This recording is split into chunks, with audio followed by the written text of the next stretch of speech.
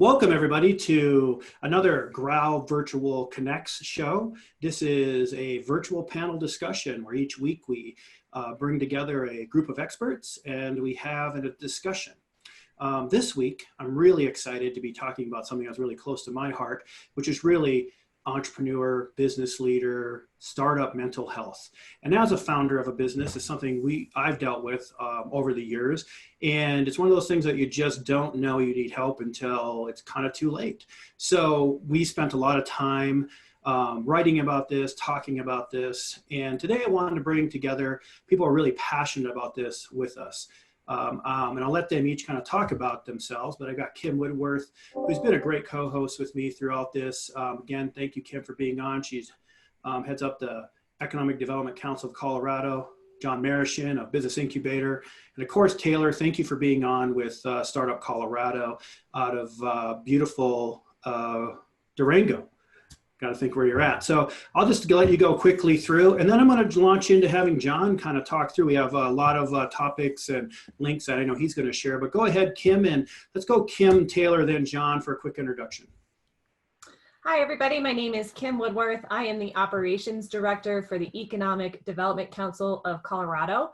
We are a statewide nonprofit industry association that supports economic development efforts across the state of Colorado. Thanks, Kim. I'll take it over now. My name is Taylor Grande, and as Greg mentioned, I'm based here in Durango, so South Colorado. I oversee all of Startup Colorado's work along the Western Slope as the regional director, and it's the most fun job in the entire world to support entrepreneurs and startups and founders along their journey as they work to build companies in the place they call home. So really doing a lot of work to build up those resources, working with Kim and John and all of our other great partners on the best slope in the world to support entrepreneurship. Happy to be here. Awesome. Thanks, Taylor. So first, just acknowledge you guys for being on this call on this topic. What a team. I'm humbled. So I'm John Marishin. I run the Business Incubator here in town. We're 7 programs. Right now, the Small Business Development Center is fielding 1 million calls on business issues. Our loan fund is active. All of our programs are very busy. I think most of you know who we are. If not, gjincubator.org. But that's not why I'm here. And so I'm thankful to be in this conversation. Greg and I have talked a lot about this. I'm going to start with a story because I think it's really relevant. So I was a relatively new executive director. I talked to all of our tenants, as we always do, and one of our tenants named Eddie and his little dog, Eddie Jr., used to come to my office every morning and just check in.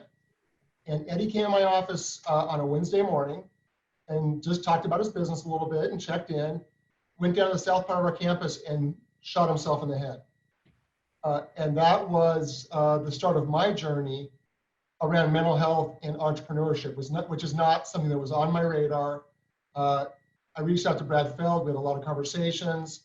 I actually enrolled as a side hustle as a life coach and have been going through professional training for quite a while to talk about mental health. So it's not my day job at the incubator, but it's something that's very near and dear to my heart because entrepreneurship is really, really hard. And so I've seen it up front, what it can do. We have a lot of challenges, and now is not the time to not have a community and be healthy. So I'm thrilled for the conversation. Some of the things I want to just kind of throw out there and then take questions. Some of the things that I know we're all struggling with. One is, am I being selfish, or am I being selfless? Meaning, am I doing enough to help my community? We're all getting asked to do so much as leaders and entrepreneurs, and we want to help, and we want to lean in. And the challenge with that is, if you give more than you're capable of, you end up empty and depleted at the end of the day. And so one thing to think about, and there's going to be some information put out, but is if to get really clear about the distinction of what selfish is and what selfless or self-interest is. And if you're selfish, that means you don't care about your neighbors and your friends and your community, and that label is terrible, and just throw it away right now. Doesn't matter. Self-interest is the label that I think is really helpful to think about right now is if I act in my own self-interest with a high regard for others in my community, that keeps me fired up, fueled, and it helps my community. So as you're being asked to do whatever it is, and especially for Kim and Taylor, you guys can relate to this. I get, you should do this, you should do this, you should do this. Wouldn't it be helpful all day, every day as a leader? And so what I have to ask myself is this in my own self-interest? Can I actually be present and be effective? Or am I going to give more than I'm capable of and end up just useless, not helpful? So it's really helpful to take a little bit of time and say, okay, how can I act in my own self-interest, protect myself, and help my community? And that's a great place to start. It's not being selfish. If you're taking care of yourself, you can only give so much, so you really got to take care of yourself. And that kind of starts the whole piece. So the self-interest thing is near and dear for me. So I'm going to jump right into a topic that Kim and I bounced around. Email, social media. Oh my God, right? So we're getting crushed. I know I am. I'll get off this Zoom, and there will be 100 emails from anybody I've ever given my email address to. I'm older than all you guys, so I've had an AOL account for like 30 years. So I'm now getting an email from every company on the planet about their COVID response plan. I don't care. It's too much. I can't handle it. I'm overwhelmed. I just hate my email. I hate it because of that, and I also hate it because every time I get an email, I get a rush of adrenaline. I got to jump in. I got to deal with this right now. I'm going to be selfless. I'm going to do these great things, and it leaves me exhausted.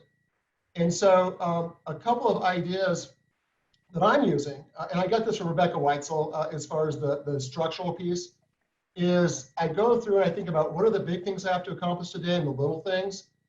I have to focus on the big things because the little things will fill up the cup and there's no place for the big things. And that analogy has been out there forever. Big rocks, little rocks, sand. I'm not going to dig too deep in that one, but so there's a link that I sent to Greg. It's Mark Manson. Mark Manson has a podcast and a blog and a video thing. Mark Manson is very irreverent. He cusses like a sailor. I love him. He did a podcast about a year ago about basically the attention diet. How do you put bookends around your consumption of social media, email, all those things? It's a fantastic podcast. He references Nir Adar and Cal Newport in their books, and they also have podcasts. I'm a big podcast guy. About strategies to actually be ruthless, to put bookends around your email and your social media and how to be a consumer instead of reactionary. So an example that I use is I try really hard to schedule my email. I look at my email for an hour in the morning, then I try to shut it off, an hour around lunch, and then an hour at the end of the day. This time, if it's really important, you guys will get a hold of me. You'll find a way to find me. So scheduling it is really important. And then going through my email, what I do is I've been really ruthless lately, is I'm going slow to go fast. And if you're an athlete, you'll understand the analogy. You train now so you actually are ready to go when you need to. So as I go through my email, I am unsubscribing to everything in the entire planet that I can. I really don't care that every HR company on the planet has a solution for COVID. I've got my go-to HR companies. One of them Greg highlighted a couple weeks ago. I've got the 3 or 4 subject matter experts that I really trust. I keep those subscriptions. I get rid of everything else because it fills my mailbox up. It takes me time now, so I'm going slow, but my email box will not be as full soon. So I am ruthlessly going through and just getting rid of that crap. I'm not deleting it, I'm unsubscribing, and that's important because if I just delete it, it's going to come back tomorrow and the next day and the next day and the next day. So got to be really, really ruthless in going through your email box. And then I have buckets that I sort my email into. I've got a house on fire bucket. Those are emails that if I can't address it when I open it, I put it in that folder, which means I've got to get back to it within the next 24 hours. I've got the fire's out box, which is a week. I've got a rebuild box, which is maybe I never get to. You can sort emails, so I don't really have to worry about where it goes in the box. I just put it in the box and I go look at it as I need to. House on fire gets handled. The rest of it, I just may not get to because there's so much stuff happening. Those simple tools of just sorting the email and scheduling the email have transformed my ability to actually do my real work because I've got, heck, 12 employees, 500 companies, a bunch of volunteers. they're really important right now. My email isn't as important. So schedule it, sort it, be completely ruthless. Yeah. The other thing, and Greg, you're going to ask a question, I can tell, is you cannot have a conversation with email. The back and forth will eat you alive. If it's that important, pick up the freaking phone and call them, get on a Slack channel or some other tool, because if it's 3 people on an email and I reply to one, that's exponential. I'm going to get 9 emails, 81 emails, 246 emails. Yeah. That just doesn't work. So, I agree with that, and I thanks for bringing that up. And I want to give time for Taylor and Kim to add any context to this too, and what they're seeing. Especially from entrepreneurs and startups and business owners. One of the things I like to go slow to go fast. I agree to that. The unsubscribe thing, I just honestly haven't taken the time. I agree that I've gotten more emails than I've ever have from individuals that are, really trying to do the right thing. But I think no one needs to see the word COVID anymore so much. Like no one wants to hear about the GROWL COVID marketing plan. So my team wouldn't even let me send that out. So one is I do agree with picking up the phone. People now are more available than ever. Then if we can find the time, I find myself trying to text people, and then of course they're like, I didn't know you were upset. I get that back. I'm like, I'm not upset. I'm just busy, right? I'm just trying to go like my question. I mean, you send a when question mark to text or email. People are like, whoa, I didn't know you were having such a bad day. I'm like, just trying to get stuff, so I think you're right about that. So there is a lot of stress. One of the things I want to think about, and I want to have this in the conversation in the back of everybody's head, especially, with the 3 of you, when I looked at data on this, and I wrote a blog on it, but before, is that entrepreneurs, I'm reading off a screen here, 2 times more likely to suffer from depression, 6 times more suffer from ADHD, suffer from substance abuse, likely to suffer from bipolar disorder, and knowing that I'm a founder, what happens, I think, John, when you brought up the selfless and self-interest, it is a challenge, because what we want to do, I think all 3 of us, what we do,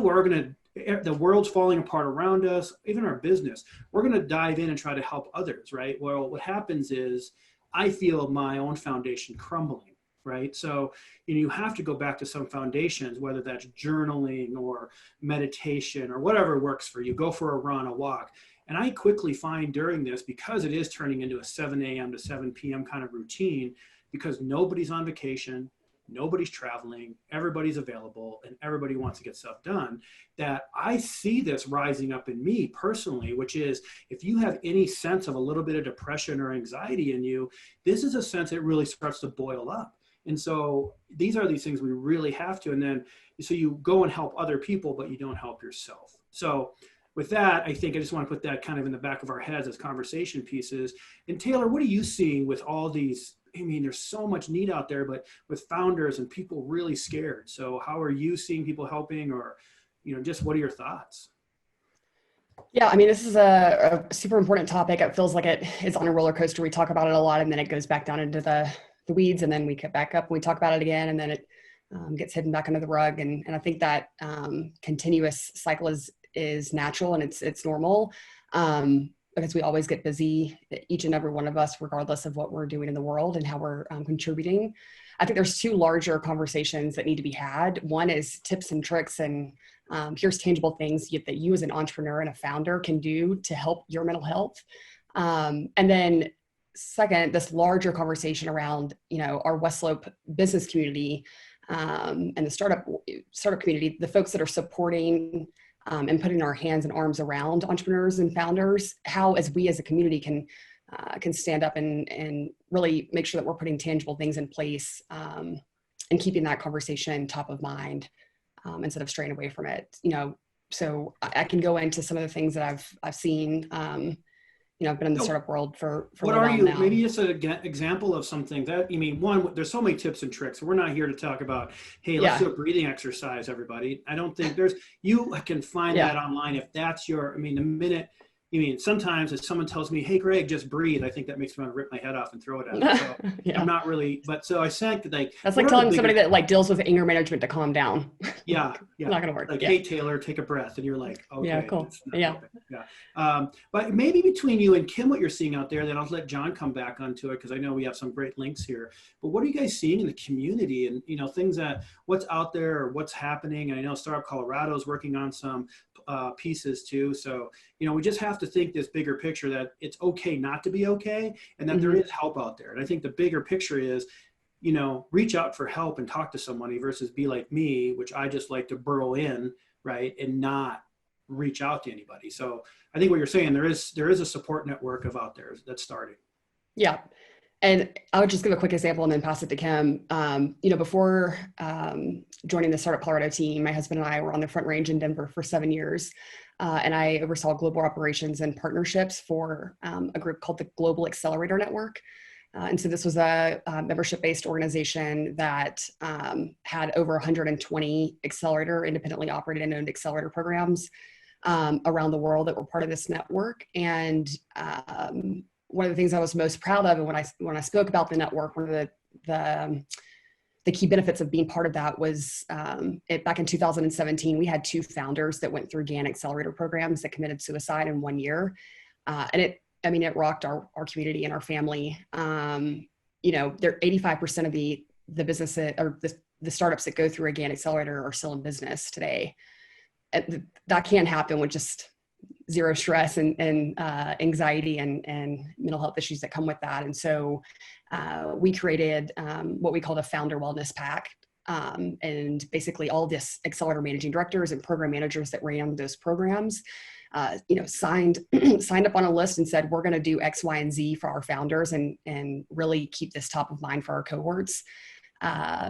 One of the other things that we did was we offered free counseling to any startup that went through a GAN accelerator. They could call. It was a hotline. It was private, and those types of things that you can intentionally put in place. I think by all means, we can't take responsibility for everyone's individual mental health. I think that's something we all have to work on a daily basis. But if we are more intentional about resources that are top of mind and easily accessible for entrepreneurs and founders, it might make a difference. I agree with that. And again, go ahead, Kim. Thank you. Oh, sorry.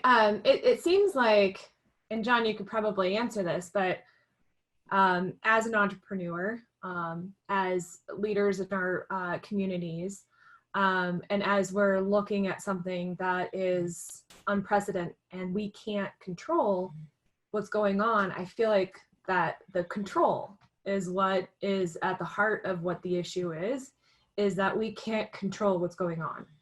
And so it's sending us down this wild path of, well, I don't know what the answer is for tomorrow. And so I can't answer anything that's in front of me today. And I can't control my bank account. I can't control what I owe. And it's not just you as the business, but who you're renting from and who your suppliers are, and they're feeling the stress. And so everybody's having this, like, I don't have an answer, but we've got to do something now. And so it's that control thing that I feel could really be the heart of the conversation. Mm-hmm. And entrepreneurs aren't control freaks at all. We're not type A. Not at all. Taylor, thank you for your comments about the intentional piece. I want to come back to that because I think how you talk to people and how you are is intentional. So the control piece. So there's another link I sent out. I love podcasting links. I sent that to Greg. It's Jay Shetty interviewing Kobe Bryant. And there's a lot of stuff out there. Brene Brown, there's a lot of amazing people and tools. I don't want to get too deep in the weeds, but one thing that we all know right now, I'm going to actually back up. So hierarchy of need, Maslow, I think we've all studied it in school. The base level hierarchy of need, if you actually go back and look at that, lodging, food, homeostasis. What is homeostasis? That's certainty, routine, things are going to be the same tomorrow and the next day and the next day and the next day. So that base level of need is just blown to shit right now. And so people are And entrepreneurs, we're problem solvers. So we want to jump in and fix things and help and go. And then you're kind of helpless. So to come back to the Kobe podcast, I'm going to steal his thing is, right now we all know that we're grieving, right? We're grieving because we've lost our connections.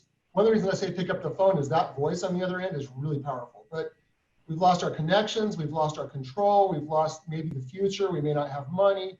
We're all grieving for the loss of the things we have, and then that loss of power, that loss of certainty. So a really great way to deal with that, that I have found helpful to everybody I talk to, is you gotta label it. What am I dealing with today? Is it, I'm stressed out because of my suppliers, I'm stressed out about my bank account, I'm stressed out about whatever that is. And it may be my kids running around my house because I'm homeschooling. I'm not a teacher. I don't have kids, but everybody else does. So you got to label it. Try and label whatever you're dealing with. Right label doesn't matter. Call it something. Call it whatever it happens to be. And that gives you the ability to unpack it. And what I mean by that is, so right now, I'm stressed out because I don't know that we can help the businesses in this community. That keeps me up at night. I'm on a million calls, just like Greg, well, like all you guys. And so I'm stressed out because I don't know if I can help. Well, let's unpack that. What does it look like to help? What do I need to know to be able to help the businesses? How can I just start pulling that apart, pulling every thread I can, unpack what that is? If I can label it and I can unpack it, then I can start putting structures in place to deal with it. And that structure may be not to deal with it. My bank account may be empty. I may just have to accept that my bank account's going to be empty. But if I can label it and unpack it, that gives me all the power in the world. So the Kobe Bryant piece that Greg's going to put out there, he talks about that, about how to actually unpack those thoughts and those ideas, because that is a really great tool that we're all dealing with. So I think, Kim, for that piece, what I would say is, we're all completely stressed out. Our homeostasis is just broke as hell. So we've got to unpack what's stressing us out, get as clear about it as we can, talk about it with somebody. A pro tip that I use, if I'm going to talk about this stuff with my wife or my family, I have to qualify and say, hey, I'm going to talk to you about my job right now. Are you okay with that? And get their permission, because I can't go home and just dump on them about the 400 businesses that I can't help. And my wife has permission to say yes or no. If she says yes, then she's going to have to listen to me. If she says no, I got to shut the hell up. But that Kim, hopefully that's helpful. Label it, unpack it, put structures together. The neat thing about this team on this call is, if I'm a business owner and I'm stressed out with something, I unpack it, I've got a resource to go to. I can't pay my bills this month. I can't pay I can't order supplies. What do I do? Guess what? We've got a lot of people who can answer that question. And so you got to ask for help. But is that helpful? Mm-hmm. Yeah, that is, John. I think, I never thought of that, the homeostasis part about the baseline level of need. And I think there is a lot missing with what in my personal life too right now, because, I try to plan for the week. I have like spreadsheets on my whiteboard. I'm going to go walk, and then doesn't happen. So where can we point people for help? I mean, what do we know of resources? If I'm struggling, my business plan is shot to shit. My finances are. What do we tell founders? What do we tell startups? So I'll jump in, and then you guys, I know everybody else has ideas on that. So the Grand Junction SBDC, we've got 7 staff members and 20 volunteer coaches who can at least help put context around that. So you've got business advisors who can help you. GJincubator.org will get you there. To help you at least, cash is king, right? So you have to have cash, you have to make choices. This bizarre paradox of keep my employees and save my business is insane. So we're struggling with good business fundamentals, borrowing money to keep our employees because it's the right thing to do, and then is my business going to survive? So we can help people muddle through how to do that. Business mentors, Greg, I know you've got a bunch of them. If there's somebody that you've worked with or you admire, you have a window of opportunity. So if there's a business owner that you think is a really good one, reach out to them. I guarantee you they're going to take that call. I don't care who you are.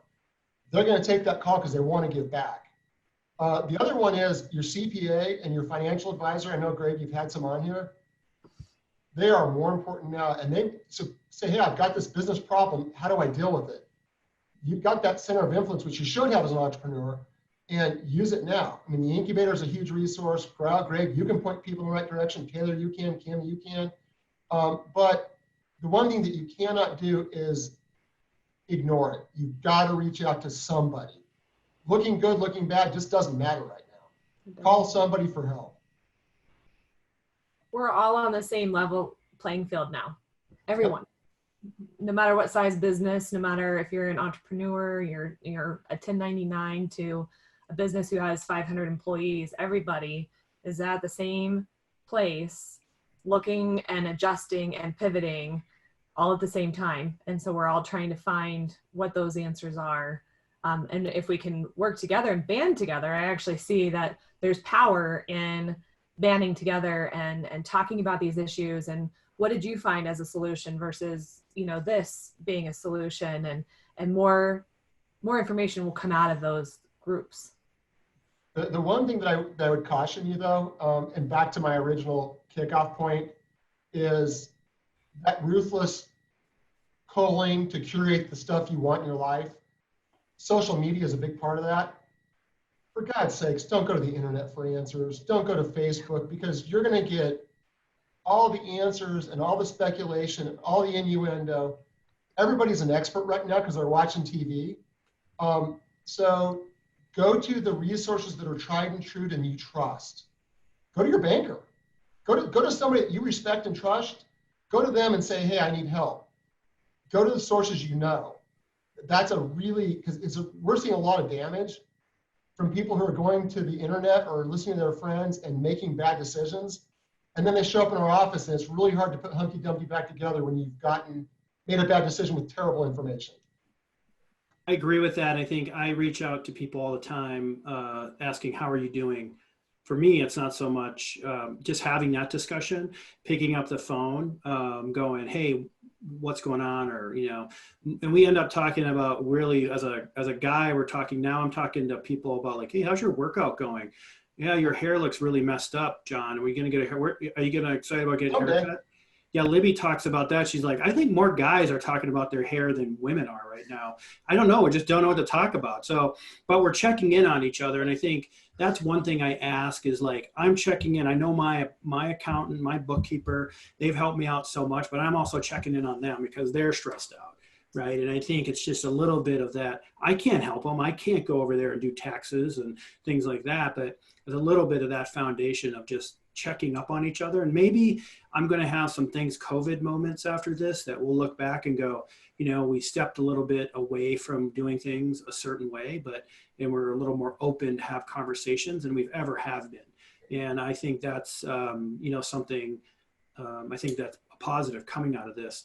You know, Taylor, how is Startup Colorado trying to open up the doors for people to have conversations? I know there's calls, there's, you know, now that we don't have conferences or face-to-face meetings, it's even harder, you know, so I don't know, like, what do you see people, any examples of people trying to bridge that gap for their own mentorship or support? Yeah, so I think this whole segment of this conversation that we're having right now is the idea of you can't fail alone.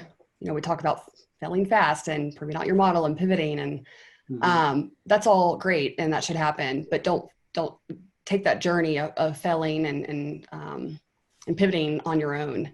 You know, it takes a village, and so that's first and foremost. I think that's what we're talking about right now, is not failing alone. Failing. Sorry, my husband makes fun of me for my Southern accent. It's flail. I feel like I'm flailing while I'm trying to flailing. Fail. Yes. But in terms of resources, John mentioned it. You know, Kim's mentioned it. We're really fortunate here on the Western Slope to have so many business, startup, founder focused support groups. I call them business support groups or community champions. Kim and I have talked about this a lot before. You've got your small business development centers, you've got your incubators, you've got your accelerator programs, you've got tons of co-working spaces. And all of those people running those groups do that because they are obsessed with entrepreneurship. And so I think we have a good, healthy community around our founders. It's just making sure that we are, again, going back to being intentional about like making sure they know they can come to us for whatever whatever they have or dealing with that at that moment, especially as it relates to mental health and family wellness. In terms of Startup Colorado, I would love to see us do similar packs or similar type of work, with all of us on the call and all of our other friends and partners that we have in the economic development world across the Western Slope, to put some resources in place and start having calls about this. Right now, I don't think the calls are the best because there's so many calls and so many webinars. I just think that's needed, and it's low hanging fruit. It's something that we can get going really quickly, and I guarantee you we'll see the fruits of the labor if we're able to provide those services up front. So I think don't fail alone is a big one I took from you. And one thing is community champions. We'll start wrapping up here just to be conscious of everybody's time. I know we're on a lot of calls. But Kim, community champions have been a big thing across what you're seeing across the state. Startup Colorado has across the state. John, you have people across the state. We had Gregory Howell from Pueblo. I kind of see him as a community champion, a super energized person. We also want to take care of community champions because they have a lot of weight on their shoulders, is what John had started his conversation out with. Kim, what do you think about that? Or what are you seeing across these different communities that you're talking to, whether it's community champions or mentorship, or what's their kind of resounding message there? Well, I feel like everybody's in this space right now of just what is the answer, and everybody's there is a sentiment that is growing that I'm very concerned of, is that because there's so much uncertainty, it's very hard to find an answer. And when we can't find the answer, then we feel that we failed, or that we're failing our businesses, or we're failing our neighbors or our community. Mm-hmm. And so, one of the things that I feel that we need to stay positive. But I'm a person who likes to work in buckets, and I also like to see what it would look like in the future. And so I try to put processes in place that help me get down the road. And I might have to pivot halfway through, but that's fine. At least I'm working towards the future, and I'm not sitting back here in all this negativity and in the past, because it's unproductive. For me, I want to be over here. I want to be planning for the future. What does my business have to do? Granted, I have to stabilize. Granted, I have to figure out today. But as I figure out today, what does tomorrow look like? And what does 3 weeks down the road look like? And what does my business look like in this new world? And the businesses that are focusing on what that looks like down the road are going to be a whole lot more successful. Mm-hmm. They are going to be fulfilling the needs that are now changing, that we will need then. And so if we're focused there, then I feel like you're not so heavy in the day-to-day. Mm-hmm. Getting in that anxiety storm. Yeah, and I try to listen to the news one time in the day, and that's it. I shut it off. I have a couple of quick things to throw in there, and then I'll shut up. Kim, I want to thank you for saying something that I don't think the general world knows. It's lingo of entrepreneurship. You said pivot. Pivot means fail. It means fail and change the business model. So we're all pivoting all day, every day. And so the stigma of failure just needs to go away. So we all can pivot. We're going to pivot every day. Two quick things, Greg, and then I'll be quiet, I promise. One is work-life balance. A concept that was given to me about a year ago, it's from Simplify Magazine, which is a whole nother thing, and I did not send you that link, so you don't have it. There is no such thing. It's work-life integration. So you need to figure out how you can integrate your work and your life and pick and choose when you're going to do what and how you're going to do it. If you put your work and your life into separate buckets, you're going to lose your mind right now. So you need to schedule time to work during family time to have family during work time. Integrate those two pieces. There's a million ways to do it, but just the concept of work-life balance, that's not relevant right now because we're all working from home with our family and our dogs. Work-life integration is a really cool concept. Go Google it, look it up. It's a great concept. The other thing I'm going to throw out there, Greg, and then I will be quiet, is so when you call your parents or you call that business owner and they start talking, how do you listen to them? Because, so if you think about how we're conditioned as humans, when I'm 2 or 3 years old, I get conditioned but having the answers is my only value. Having the right answers. We're conditioned from 2 years old to 5 years old, kindergarten, school, the kids that have the answers. So we're so conditioned to having the answers to the questions, whether they're asked or not, that it makes our ability to listen a little hard. And so one piece that I coach a lot of people about is go back to when you were 3 years old and being curious and living in wonder and knowing that you're going to have the answers when you need them. If you can do that, and it's really hard, I'll be the first to admit. So when you're talking to somebody, just trust that you're going to have the answers or the rebuttal or whatever the hell it is at the end of the conversation. Be curious about what they're telling you right there and then, even if it's your mom telling you about her banana bread that she's made every day. Be really curious about that. And then at the end of the conversation, you can ask questions because you've got the skills to ask questions. But having that answer, that rebuttal during the conversation won't serve you right now. It makes it hard to listen to people. It makes it hard to be present. So if you're going to be present, be curious, live in wonder, be really curious. And that concept will serve you everywhere right now. That's how you get homeostasis back, is you be really curious about everything. Stop and look at the cherry blossoms. They're beautiful. But that listening hack, that's a life hack that I use, is I tell myself, I'm going to have the answers when I need them. I'm going to have the questions when I need them. I'm going to put that on a shelf, and I'm going to listen to it as you talk to me. As a coach, I'm going to do, if I think I have the answer or want to take you a direction, I'm going to write that down and just keep letting you talk. And then, because where I'm going to take you is wrong anyway. But if you want to listen to people, it's really hard right now because your voices are going like this. Just tell yourself, I got this. I'm going to be really curious about what you're telling me right now. And that will make you present at that time when you need to be. I guarantee your family will love you for it. Your parents will love you for it. And your clients will love you for it. Because having the answers during the conversation isn't your job right now. It's listening to the people that are talking to you. So that's a life hack, Greg, that I have found really powerful. So there you go. I'll be quiet. John, I wanted to reiterate that. So my father just passed away in October on Halloween, and we were super close. But the reason I bring him up is because 10 years ago, he tried to commit suicide and dealt with depression quite a bit.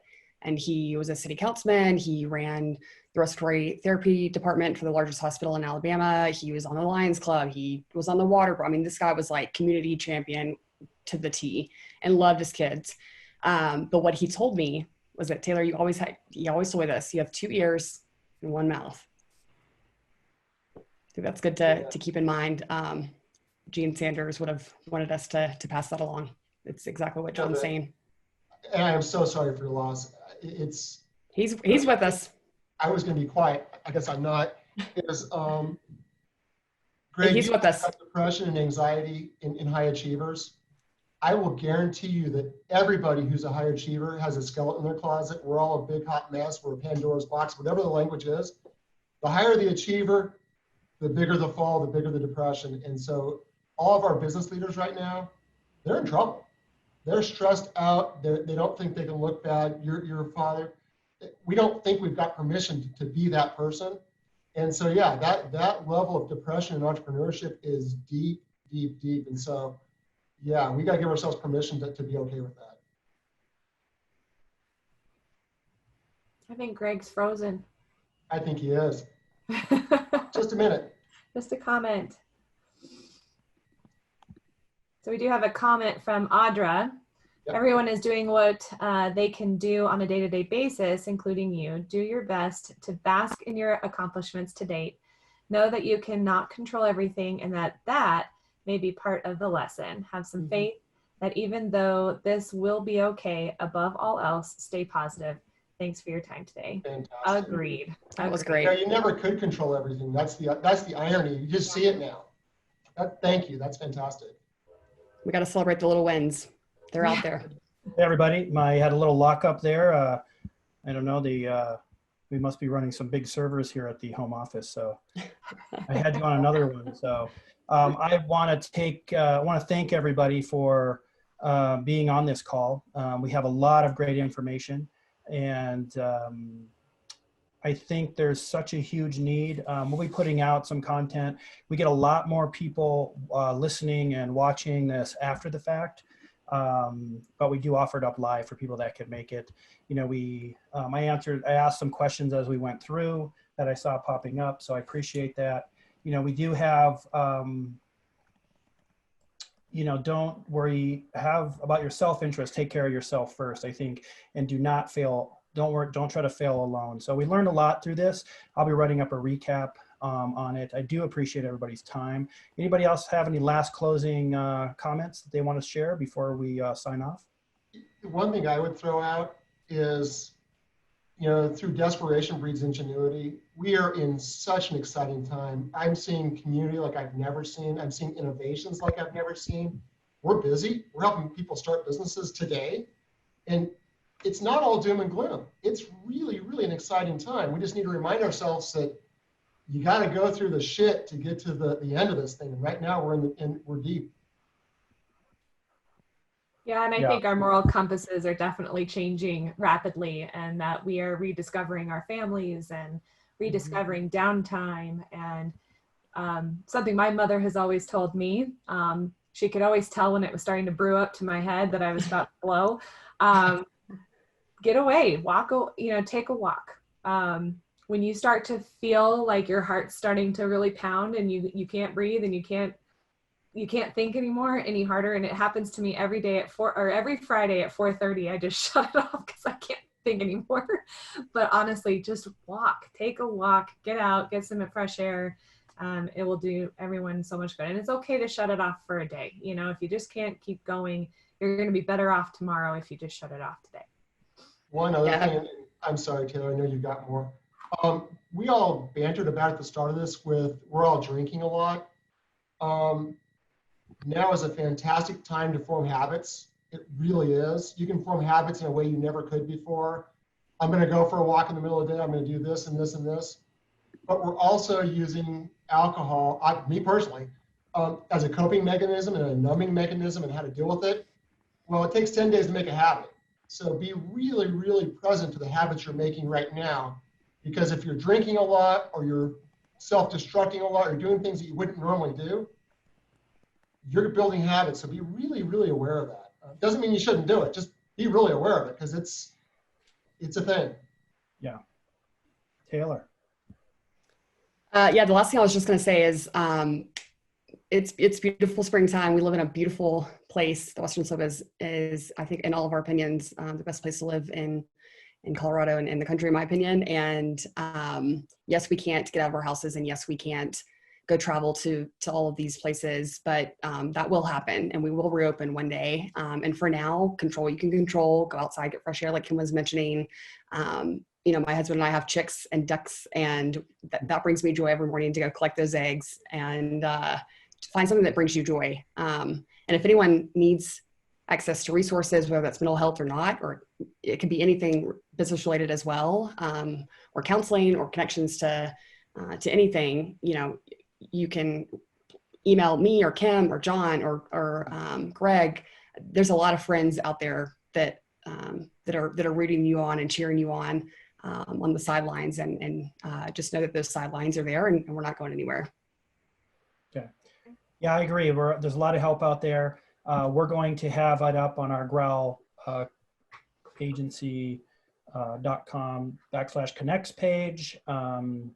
And we'll have all the information you have, including links, contact for your information, your organizations. And as we go through this, I wish you all an amazing day, and thank you for all you're doing, taking care of yourself and also taking care of our communities as we kind of work through this. We'll loop back on this again in the future to have another mental health call, kind of a check-in to record again how we're all doing and any kind of new tips we have. With that, I wish everybody a wonderful day.